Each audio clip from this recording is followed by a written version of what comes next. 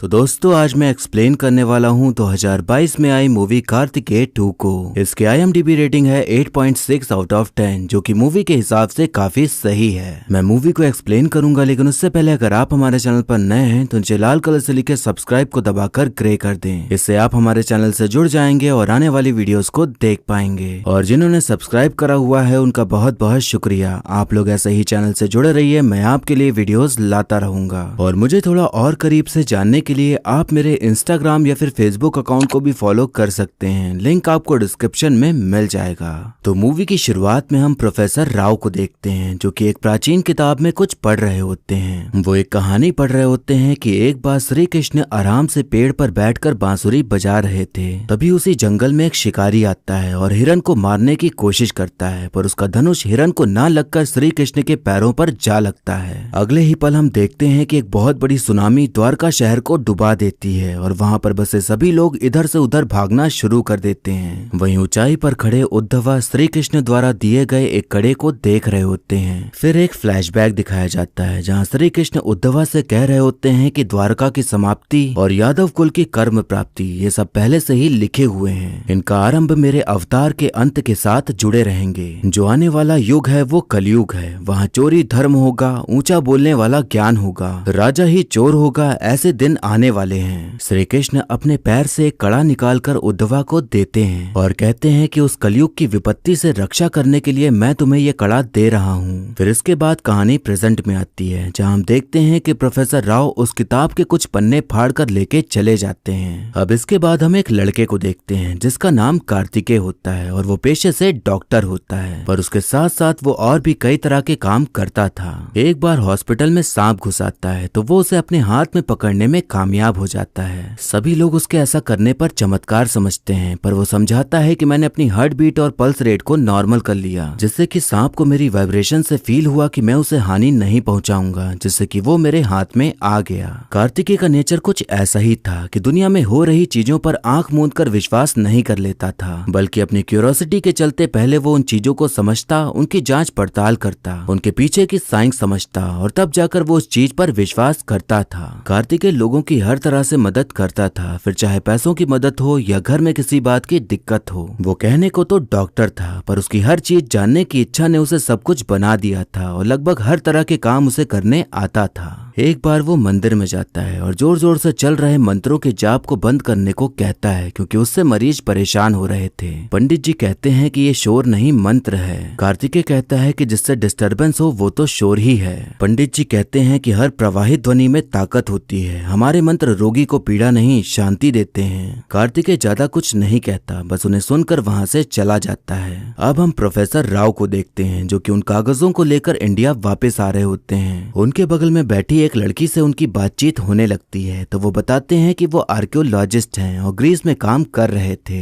उन दोनों में खूब बातचीत होती है और ऐसे ही सफर कट जाता है। और जब प्रोफेसर राव वहां से निकल जाते हैं तो लड़की शांतनु नाम के एक आदमी को कॉल करके बताती है कि प्रोफेसर राव यहाँ से निकल चुके हैं। यहाँ हमें पता चलता है कि वो लड़की बस उन पर नजर रख रही थी और शांतनु की नजर उन कागजों पर थी जो प्रोफेसर राव के पास थे, क्योंकि उनमें कुछ ऐसे राज छुपे थे जो अभी आगे चलकर खुलेंगे। अब हम देखते हैं कि एक आदमी जो कि मेयर होता है वो अपने बेटे की लंबी उम्र के लिए ICU के अंदर हवन करवा रहा होता है कि तभी वहां पर कार्तिकेय आता है और उन्हें ये सब बंद करने को कहता है क्योंकि उसके बेटे को ऑक्सीजन की कमी के लिए वेंटिलेटर पर रखा गया था, पर अब ऐसे लकड़ियां जलाकर कार्बन मोनोऑक्साइड पैदा हो रही थी। मेयर उसकी बात नहीं सुन रहा होता तो कार्तिकेय उन्हें एक थप्पड़ मार देता है और तुरंत बाहर निकल जाने को कह देता है। उसने एक मेयर को थप्पड़ मारा था तो उसकी नौकरी पर बात आ जाती है, तो उसकी गलती न होने पर भी उसे 2 हफ्ते के लिए सस्पेंड कर दिया जाता है। अब हम देखते हैं कि प्रोफेसर राव एक जगह पर खुदाई कर रहे होते हैं कि तभी उन्हें एक बक्से में एक तरह की चीज मिलती है जो कि बहुत अनोखी थी। जब ये खुदाई चल रही थी तो एक बैल कार्तिकेय के घर में आकर तोड़ फोड़ मचाने लग जाता है, जैसे कि वो कुछ उसे बताना चाहता हो। अगली सुबह जब कार्तिकेय की माँ तोड़ फोड़ देखती हैं तो वो काफी घबरा जाती हैं कि ये सब कौन करके चला गया। माँ पंडित जी को घर बुला लेती हैं ताकि उन्हें आने वाली मुसीबतों का कुछ पता चल सके। पंडित जी कहते हैं कि आपने कोई मन्नत मांगी थी जो कि अधूरी रह गई, तो आप पहले द्वारका जाकर वो मन्नत पूरी कर लें। अब कार्तिकेय तो इन सब चीजों पर ज्यादा विश्वास नहीं करता था, इसलिए वो थोड़ा ना नुकुर करने लगता है, पर माँ की जिद के आगे वो झुक जाता है और साथ चलने को तैयार हो जाता है। अब हम देखते हैं कि कार्तिकेय अपनी माँ और थोड़े मजाकिया टाइप के मामा के साथ द्वारका पहुंच जाता है और नदी में डुबकी लगा के दर्शन करता है। शांतनु एक सीक्रेट सोसाइटी का मेंबर था जहाँ लोग कृष्ण जी को मानते थे और उन पर विश्वास करते थे, और शांतनु का मानना था कि अगर कोई विपत्ति आती है तो इसका समाधान भी कहीं न कहीं लिखा होता है। शांतनु को पता चला था कि आने वाले समय में एक बहुत खतरनाक वायरस आने वाला है जिसका एंटीडोट अगर वो बना ले तो पूरी दुनिया में उसका ही नाम होगा। तो जो प्रोफेसर राव के पास जानकारी थी उसी को वो पाना चाहता था, क्योंकि वायरस जैसे विपत्ति का समाधान उसे वहीं से मिल सकता था। अब एक रात कार्तिकेय खाना पीना खाकर बाहर बैठा होता है कि तभी अचानक से जख्मी हालत में उसके पास प्रोफेसर राव आते हैं और उसका नाम पुकारते हैं। कार्तिकेय को समझ नहीं आता कि आखिर इस आदमी को उसका नाम कैसे पता, पर उस वक्त वो इस बात को नजरअंदाज करते हुए रिक्शा लेने चला जाता है। वो जब वापस आता है तो प्रोफेसर राव वहाँ मौजूद नहीं होते और वो सोच में पड़ जाता है कि आखिर वो इंसान कौन था और उसे उसका नाम कैसे पता। अगली सुबह मामा कार्तिकेय के पास आते हैं और बताते हैं कि तुम्हारी माँ कहीं भी दिखाई नहीं दे रही। वो द्वारका की हर गली हर मोहल्ले में उन्हें ढूंढने लग जाते हैं, पर वो कहीं भी नहीं मिलती, जिस बात से उनमें घबराहट बढ़ने लग जाती है कि आखिर वो कहाँ चली गई।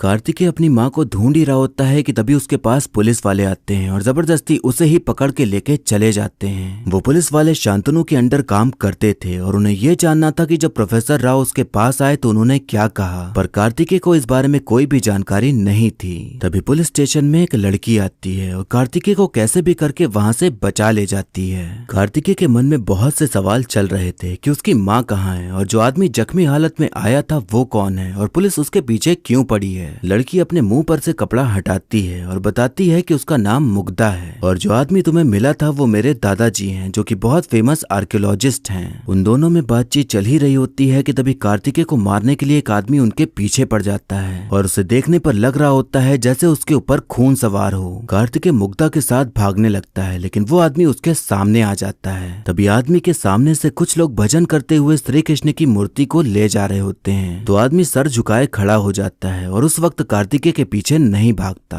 कार्तिकेय मामा से मिलता है और जो कुछ भी उसके साथ हुआ वो सब कुछ बताता है, तो मामा उसे एक पंडित जी के पास ले जाते हैं जो कि बहुत ज्ञानी थे। कार्तिकेय जब उस आदमी के बारे में बताता है तो पंडित जी बताते हैं कि जो तुम्हारे पीछे पड़ा है वो एक अभीर है। कोई भी श्री कृष्ण के पास जाने की कोशिश करता है तो वो लोग बड़ी बेरहमी से उसे मार डालते हैं। अभीर लोग श्री कृष्ण के बहुत बड़े भक्त थे, लेकिन द्वारकावासी इन्हें शहर से दूर रखते थे और अभीर लोग द्वारका में रहने वाले कृष्ण के भक्तों को पकड़ के लूटपाट किया करते थे। अभीर लोगों को घर के अंदर आने की अनुमति नहीं थी, मंदिरों में प्रवेश करने की अनुमति नहीं थी, यज्ञ और हवन में हिस्सा नहीं ले सकते थे। श्री कृष्ण का अवतार अंत होते ही भगवान की मूर्ति इन्होंने चुरा ली और उस मूर्ति की श्रद्धा से पूजा करने लगे। तब द्वारका वासियों ने उन्हें लाठियों से मार मार कर उस मूर्ति को उनसे छीन लिया। तब उस जनजाति के मेन लीडर ने ये फैसला लिया कि अगर उन्हें भगवान को याद करना है या उन्हें छूना है तो उससे पहले अभीरा के लोगों को याद करना होगा, और अब से उनका भगवान हमारा भगवान है और वो सिर्फ हमारे हैं। श्री कृष्ण भगवान के समक्ष केवल कृष्ण पक्ष के समय ही इस यज्ञ का विराम होगा। उस दिन को छोड़कर किसी और दिन अगर कोई भी भक्त भगवान को छूने का प्रयास करेगा तो वो मारा जाएगा। द्वारका जल समाधि के बाद बचे हुए द्वारकावासी इन अभीरों से डरने लगे। समय बदलता गया, नागरिकता बदलती गई, पर जिस प्रथा को अभीरों ने अपनाया था वो अब तक चली आ रही है और उनमें से एक अभीर ने ही तुम्हारा पीछा किया था। मुग्धा कार्तिकेय से कहती है कि मेरे दादाजी तुमसे मिले थे तो इसका मतलब तुम्हारा श्री कृष्ण से कोई नाता जरूर है, और तुम्हारा श्री कृष्ण से नाता है इसलिए अभीर तुम्हारे दुश्मन हैं। प्रोफेसर राव को पता था कि उन पर मुसीबत आने वाली है और उन्हें यह भी पता था कि सभी मुसीबतों का समाधान कार्तिकेय है, पर अब कार्तिकेय को ही समझना था कि वो इन सबसे कैसे जुड़ा है। अब हम देखते हैं कि कार्तिकेय को माँ मिल जाती हैं और वो कहीं गायब नहीं हुई थी बल्कि एक प्रवचन में जाकर बैठ गई थी। कार्तिकेय उन्हें फिर से उसी प्रवचन में जाने को कह देता है क्योंकि इतना सब कुछ हो रहा था तो उनकी जान को खतरा हो सकता था।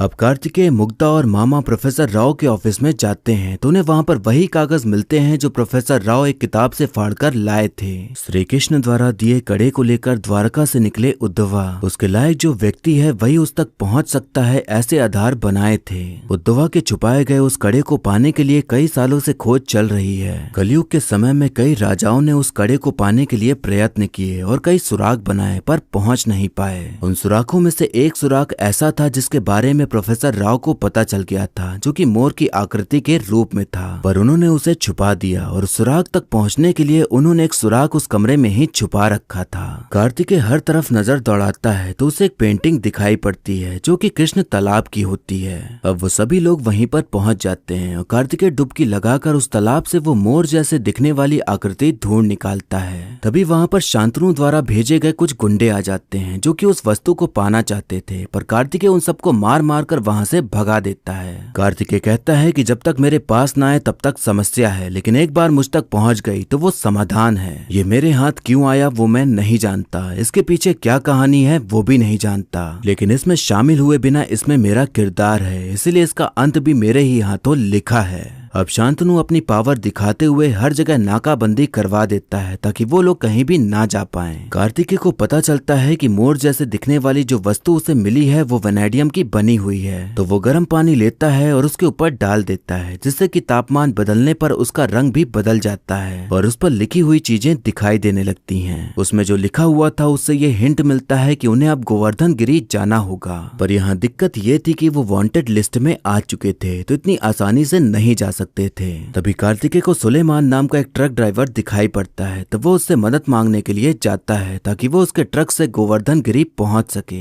अब वो सभी लोग गोवर्धन पर्वत पहुंच जाते हैं और सुराग ढूंढने लग जाते हैं, पर उन्हें वहां कुछ भी नहीं मिलता। जब वो लोग वापस आते हैं तो देखते हैं कि एक आदमी ने सुलेमान को पकड़ लिया है, क्योंकि उस आदमी ने वांटेड वाला पोस्टर देख लिया था। अब वो आदमी उन सभी को एक बाबा के पास ले जाता है जो कि झाड़ फूक करते थे और वहीं पर ही कैद कर देता है। कार्तिकेय देखता है कि वहां पर बाबा एक लड़की के शरीर से भूत उतारने की कोशिश कर रहा है। कार्तिकेय को एक आइडिया आता है और वो मामा का गमछा और सुलेमान का रुमाल एक साथ बांधकर खिड़की में लगी रॉड को तोड़ देता है और फिर सभी वहां से भाग निकलते हैं। कार्तिकेय उस लड़की के पास जाता है और बाबा को मारकर उसे बचा लेता है। फिर लड़की को कमरे में ले जाकर उसे अच्छे से तैयार करके बाहर लाता है, तो सभी लोग देख के हैरान हो जाते हैं कि जो अभी एकदम चुड़ैल सी लग रही थी वो एकदम अच्छी कैसे हो गई। कार्तिकेय बताता है कि इसकी दोस्त कुएं में गिरकर मर गई थी और उसने उसे तड़प तड़प कर मरते देखा। जब भी उसको वो पल याद आता तो वो डर जाती और रोने लगती। आप लोगों ने उसके दर्द को समझे बिना उसके रोने धोने को पागलपन समझा और उसके डर को इस बाबा ने चुड़ैल बना दिया। लड़कियां अपने अंदर हजारों डर और सच छुपा लेती हैं। घर में बताने वाली छोटी छोटी समस्याओं को भी आप लोग ऐसे पाखंड और अंधविश्वास का नाम देंगे तो ऐसे ही पाखंडी लोग आपको बेवकूफ बनाकर उनकी जिंदगियों से खेलते रहेंगे। अब कार्तिकेय गाँव वालों की आंखें खोलने और एक अच्छा संदेश देने के बाद अपनी खोज पर दोबारा से निकल पड़ता है कि तभी उसे एक पत्थर में मोर की आकृति दिखाई पड़ती है। जो वस्तु उसके पास थी वो एक चाबी की तरह काम करती थी, तो वो उसका इस्तेमाल करता है तो वहाँ एक द्वार खुल जाता है। गुफा के अंदर उन्हें एक टेलीस्कोप जैसा कुछ मिलता है जो कि एक तरह का दूसरा सुराग था कड़े तक पहुँचने का। अगली सुबह जब कार्तिकेय सोकर उठता है तो देखता है कि मुग्धा वहाँ से गायब है और टेलीस्कोप भी ले गई है, तो उसके दिमाग में ये आता है कि वो शायद धोखेबाज निकली। तभी अचानक से उन पर कोई हमला कर देता है और जब कार्तिकेय को होश आता है तो देखता है कि वो उल्टा लटका हुआ है और सुलेमान और मामा जमीन में गड़े हुए हैं। ये सब कुछ शांतनु ने किया था और उन्हें ऐसे ही मरने के लिए छोड़ दिया था, पर तभी वहाँ मुग्धा आ जाती है और उन सबको बचा लेती है। वो सभी लोग सोच रहे थे कि मुग्धा भाग गई, पर वो एक आदमी से मिलने गई थी जिससे पता चला था कि अगर उन्हें टेलीस्कोप के बारे में जानकारी चाहिए तो उन्हें धनवंतरी नाम के एक आदमी के पास जाना होगा। अब सभी लोग धनवंतरी से मिलने के लिए उसके घर पहुंच जाते हैं तो उन्हें पता चलता है कि वो देख नहीं सकते, पर वो इतने बुद्धिमान हैं कि आंखें ना होने पर भी सब कुछ जानते और समझते हैं। सभी लोग सोच में पड़े होते हैं कि जो इंसान देख नहीं सकता वो इतना बुद्धिमान और ज्ञानी कैसे हो सकता है। तभी धनवंतरी कहते हैं कि दृष्टि और विज्ञान में कोई संबंध नहीं है। मैं देख नहीं सकता तभी तो आज मैं वो बन पाया जो मैं आज हूँ। वो कहते हैं कि जो आज की साइंस और टेक्नोलॉजी है वो हजारों साल पहले और भी ज्यादा एडवांस थी। ये मानने वालों में से एक प्रोफेसर प्रोफेसर राव भी थे। उनके भरोसे को मजबूत करने के लिए एक सीक्रेट सोसाइटी बनाई गई थी। उस सोसाइटी में सभी लोग बस अपने मतलब के लिए काम करना चाहते थे, लेकिन प्रोफेसर राव ही थे जो देश की भलाई के लिए काम करना चाहते थे। सीक्रेट सोसाइटी से छुपाकर प्रोफेसर राव भगवान के कड़े के बारे में जानकर उसमें लिखे मेडिकल इंस्क्रिप्शन से आने वाली महामारी से सबको बचाना चाहते थे। एक दिन प्रोफेसर राव की नजर कार्तिकेय पर पड़ती है और उसका पीछा करते हुए उन्हें समझ आता है कि यही वो इंसान है जो उनके अधूरे काम को पूरा कर सकता है, यानी कि वो कड़ा पाने के लायक कार्तिकेय ही है। धनवंतरी ये सब बता ही रहे होते हैं कि तभी कार्तिकेय उन्हें टोकते हुए कहता है कि एक कड़े में मेडिकल इंस्क्रिप्शन कैसे लिखा जा सकता है, खुद एक वैज्ञानिक होकर आप ऐसी बातें कैसे कर सकते हैं। धनवंतरी कहते हैं कि हमें दिखाई नहीं दे रहा तो इसका मतलब ये नहीं कि वहाँ कुछ नहीं है। श्री कृष्ण को भगवान की मोहर लगाकर मनुष्य और धरती से अलग मत करो। वो बायोलॉजिकली इस धरती पर ही पैदा हुए और यहीं बड़े हुए हैं। वो एक अपार बुद्धि, ऊंचे सिद्धांतों से जन्म लेकर इस धरती पर चलने वाले इंसान हैं। गीता के द्वारा करोड़ों लोगों को राह दिखाई, उनसे बढ़कर गुरु और कौन हो सकता है। रक्षा के लिए समुद्र के बीच में द्वारका नगरी बसाई, तो उनसे बड़ा आर्किटेक्ट कौन हो सकता है। आंखों से मन की बातें समझने वाला, उनसे बड़ा साइकोलॉजिस्ट कौन हो सकता है। बांसुरी बजा के गाय और गोपियों को बांधने वाला, उनसे बड़ा संगीतकार कौन हो सकता है। धर्म के लिए युद्ध करो ये कहने वाला, उनसे बड़ा वीर कौन हो सकता है। वो योद्धा, टीचर, गायक हैं और उससे भी बढ़कर हैं और वो सब कुछ हैं। वो मेरे लिए भगवान से बढ़कर हैं। मैं उनकी महानता की पूजा करता हूँ। उनकी सारी बातों को सुनने के बाद कार्तिकेय कहता है कि आपकी बातों से आज पता चला कि भगवान को पूजने से बढ़कर उन्हें समझना जरूरी है। अब धनवंतरी उस टेलीस्कोप को छूकर बताते हैं कि ये टेलीस्कोप पहाड़ों में इस्तेमाल किया जाता है और अगर इस्तेमाल करना है तो चंद्रशिला पर्वत पर जाकर करना होगा। अब वो चारों लोग उस पर्वत की ओर जाने के लिए आगे बढ़ने लगते हैं, लेकिन तभी बीच में पुलिस उनका रास्ता रोक लेती है। सड़क किनारे एक नदी जमी हुई थी तो कार्तिकेय उसी के ऊपर ट्रक चलाते हुए वहां से भागने लग जाता है, लेकिन पेट्रोल खत्म हो जाने के कारण ट्रक रुक जाता है तो वो लोग तुरंत वहां से निकल जाते हैं और ट्रक वहीं डूब जाता है। अब वो सभी लोग सोच ही रहे होते हैं कि वहां से आगे कैसे जाएं कि तभी उनके सामने शांतनु के गुंडे आ जाते हैं और टेलीस्कोप मांगने लग जाते हैं। इससे पहले कि कार्तिकेय उन्हें मार मार कर बर्फ चटाता, वहां अभिर आ जाता है और गुंडे का सर धड़ से अलग कर देता है। फिर अभिर उन्हें मारने के लिए आगे बढ़ता है, लेकिन फिर अचानक से रुक जाता है। मामा बताते हैं कि अभी कृष्ण पक्ष का समय चालू हो गया है तो इस घड़ी में ये लोग हिंसा नहीं करते और ये अगले 24 घंटे तक हमें कुछ नहीं करेगा। इस बात से उन्हें राहत मिलती है और फिर से अपने गंतव्य की ओर पहुंचने के लिए चल देते हैं। पर अभिर भी उनके साथ ही चल रहा होता है क्योंकि भले ही वो मार नहीं सकता था लेकिन उनके साथ तो चल ही सकता था।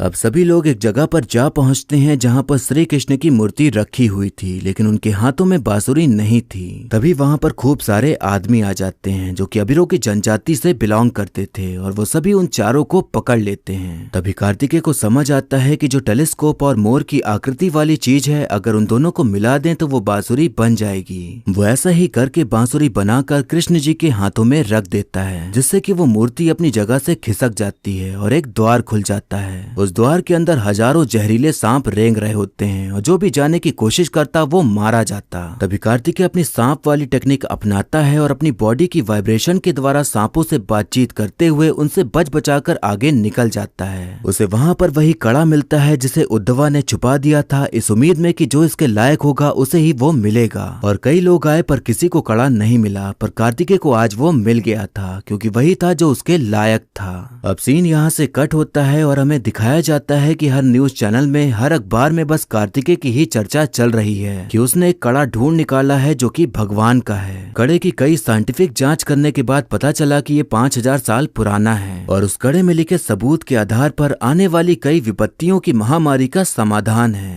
कार्तिकेय ने एक ऐसी खोज कर डाली थी कि वो हर जगह फेमस हो चुका था, इसलिए उसे स्पीच देने के लिए एक प्रोग्राम में बुलाया जाता है। कार्तिकेय कहता है कि ये जो ज्ञान मैंने पाया है यही वो ज्ञान संपत्ति है जिसे हमें बचाना है। शांतनु वहीं पर ही मौजूद था तो उसे टोकते हुए कहता है कि हमारे पुराणों पर सवाल करने वाले तुम, सबके भरोसे को तोड़ने वाले तुम, भगवान पर विश्वास न करने वाले तुम, तो ये अचानक से बदलाव कहां से आ गया। कार्तिकेय कहता है कि इस सफर को शुरू करने से पहले जैसा मैं था अब मैं वैसा इंसान नहीं हूँ और मैं समझ गया हूँ कि जानने के लिए अभी बहुत कुछ है। मैं किसी का विरोध नहीं करता, सिर्फ सच को खोजता हूँ। जिस तरह भक्त आंख मूंद कर भगवान पर विश्वास करते हैं उसी तरह हमारे बीच बहुत से लोग आंख मूंद कर साइंस पर विश्वास करते हैं। दोनों के नाम अलग अलग हैं लेकिन सोच एक है। शक्ति योग्यता के साथ बुद्धि होने के कारण श्री राम, शिवा और श्री कृष्ण भगवान बने। ये माइथोलॉजी नहीं, हमारा इतिहास है, किसी के विश्वास से ना जुड़ा एक सच है। वो सिर्फ हमारे भगवान नहीं बल्कि हमारे पूर्वज थे और ये कड़ा ही उनका एक छोटा सा सबूत है। इसके बाद हम देखते हैं कि अभिर शांतनु का गला काट कर उसे मार डालते हैं, क्योंकि अब कार्तिकेय उनका दुश्मन नहीं रह गया था बल्कि वो सभी उसके सामने झुक गए थे, क्योंकि वो कोई बुरा काम नहीं बल्कि अच्छा काम ही कर रहा था। अब हम देखते हैं कि कार्तिकेय फिर से निकल पड़ता है एक नए सफर पर, जहाँ पर नई खोज, नए लोग, नए तरीके का एडवेंचर, नए दुश्मन और बहुत कुछ उसे मिलने वाला था। और फिर इसी के साथ मूवी यहीं पर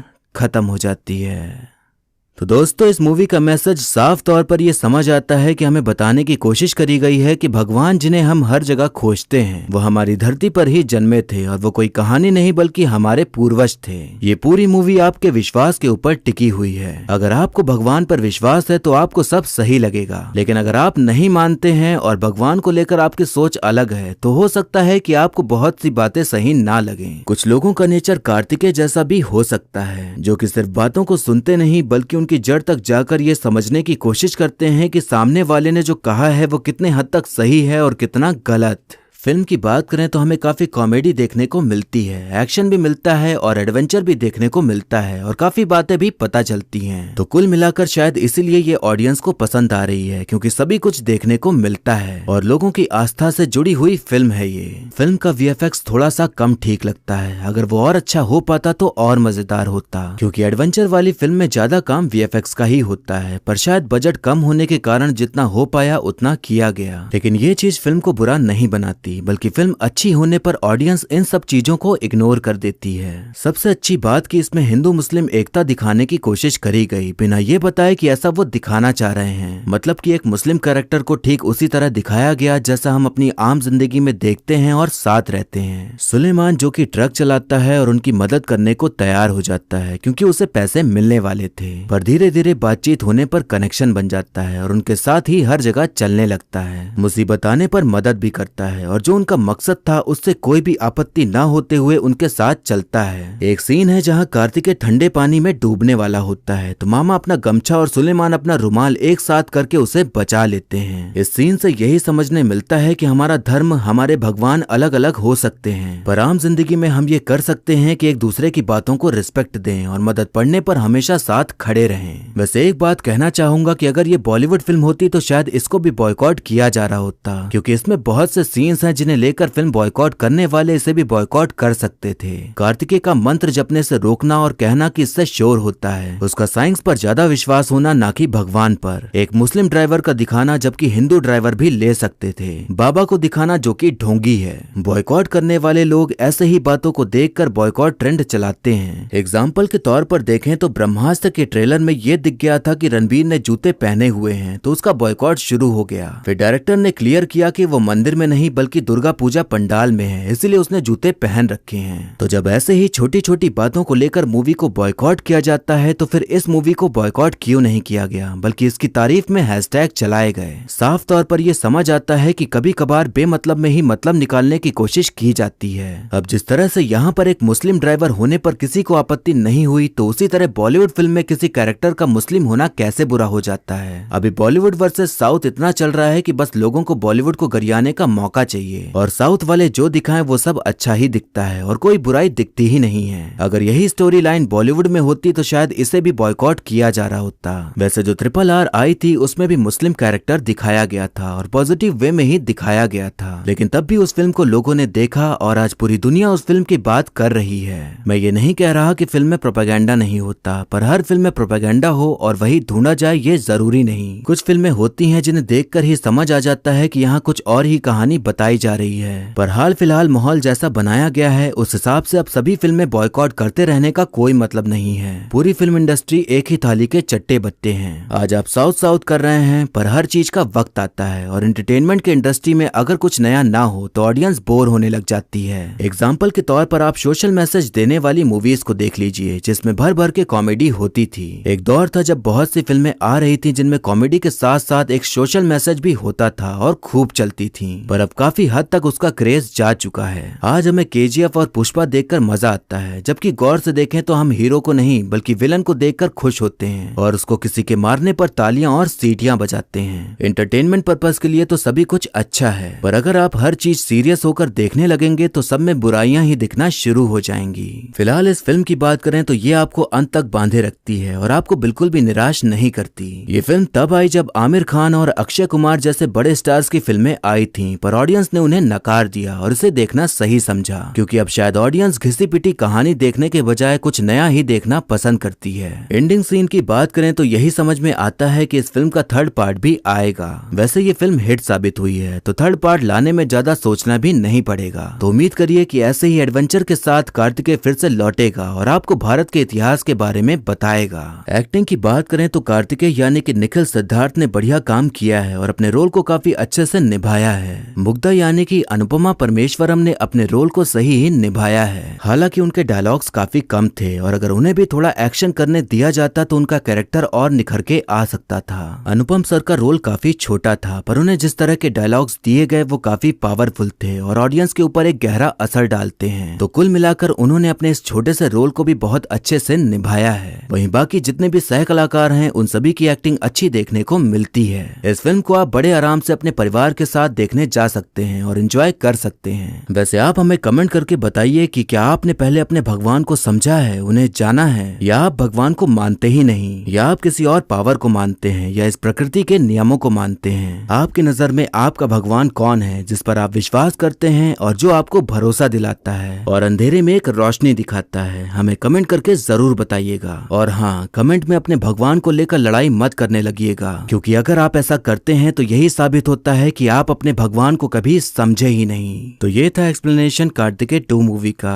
आपको मूवी और मेरा एक्सप्लेन करना कैसा लगा ये कमेंट करके जरूर बताइएगा। और ऐसे ही आने वाली वीडियोस देखते रहने के लिए हमारे चैनल को सब्सक्राइब करें और बेल आइकन दबा दें, जिससे कि आपको नई वीडियोस की नोटिफिकेशन मिल जाएगी। आप चाहें तो मुझे इंस्टाग्राम या फिर फेसबुक पर भी फॉलो कर सकते हैं, लिंक आपको डिस्क्रिप्शन में मिल जाएगा। और वीडियो अच्छी लगी हो तो लाइक जरूर करें। आपके लाइक और कमेंट से मुझे और भी वीडियोस बनाने का मोटिवेशन मिलता है। तो मिलते हैं नेक्स्ट वीडियो में, तब तक के लिए टाटा, बाय बाय और नमस्ते।